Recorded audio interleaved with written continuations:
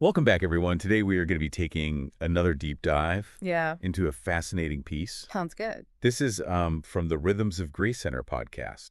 It's called The Year of Dominion. Okay. And I thought it was so interesting because it comes from a podcast, Yeah. which is, sort of like a modern form of communication. Right, right. But the pronouncements that the speaker is making, Jeremiah Adegbola, Mm-hmm. are so strong, Yeah. about faith and about belief. Yeah, it is really fascinating how he kind of blends the modern platform Yeah, with this like really traditional and powerful message about belief. exactly. It's cool. So let's dive into the core message here. I think the overarching point is this unwavering belief in God's word. Oh, yeah, absolutely. Like there's just this complete certainty in his Right. tone. And I think one good example of that is that phrase, Yeah. God no day lie. I don't know if you've heard that before. I've heard it before, but maybe you can explain Yeah, it for those who I've heard. So it's actually a Nigerian pidgin expression. Okay. And it basically translates to God doesn't lie. Okay. But it has this kind of added emphasis, Right. like a really strong conviction behind it. And it's like he's really wanting you to stop and think about what that really means, you know? Yeah. And it's interesting because it doesn't leave any room for doubt No, it doesn't. at all. It's powerful. And one thing I noticed is that he actually uses Yeah. Satan's actions as proof Oh, interesting. of God's existence Right. and victory. Right. It's almost as if he's saying, even the devil believes. Exactly. And I think that's really interesting, right? Yeah. Because he's using that to kind of reaffirm God's power. Yeah. So it's almost like by Satan trying to pull people away from God, it's Yeah. actually proving God's existence. Yeah. Yeah, like God is always... It's sort of like he's in not. control, even when it Yeah. seems like he isn't. Exactly. Yeah.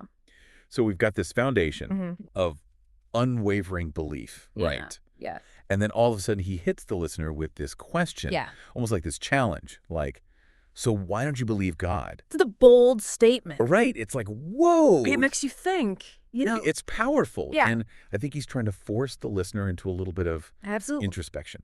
I think it's meant to kind of make you question, like, why you might have doubts and really Right. kind of confront those Yeah. head on. And then he follows that up with this analogy, Yes. which is contrasting the belief in God's word Yeah. with the belief that the world will make his word fail. Right. What do you think about that? So I think with that, what he's saying is he's kind of presenting us with a choice, Yeah. right? It's like, are you going to put your trust in Right. the world, which is temporary, Yeah. or are you going to put your faith in something bigger, Yeah. something eternal? Something that's Yeah. unchanging. Exactly. Okay. So it's like a fundamental question of where your trust lies. And then he goes on Yeah. to use these really interesting metaphors Yes. to describe God's word. Mm-hmm. Like he says, God speaks and it is done. I love that one because Yeah. I think that really emphasizes the power Yeah. and the immediacy of God's actions. Right. It's not bound by time. Uh-huh. It's not limited in any way. Yeah. When God speaks. Yes. And then he also says, God only speaks what he means. Yes. And means what he says. Right. So there's this emphasis on truth Right. and consistency. Yeah. There's no No understanding. gray area. Exactly. And I think that can be really comforting for Yeah. people because it's like, you know where you stand with God. You know what to expect. Yeah. And then he has this really striking metaphor.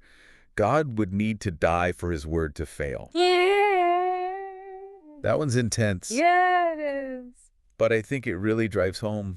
The point that God's word is unbreakable. Yeah. It's like an absolute guarantee. It's almost like tying it to Yeah. his very existence. Yeah, it's very essence. Okay, and then this all leads up to this call to action. Yes. Believe God. Yes. He won't deny himself. It's a powerful statement. It really is. It's like a culmination of everything he's been saying. Yeah. And he's encouraging people to just let go of Yeah. their doubts and just fully embrace. Embrace the faith. Yeah.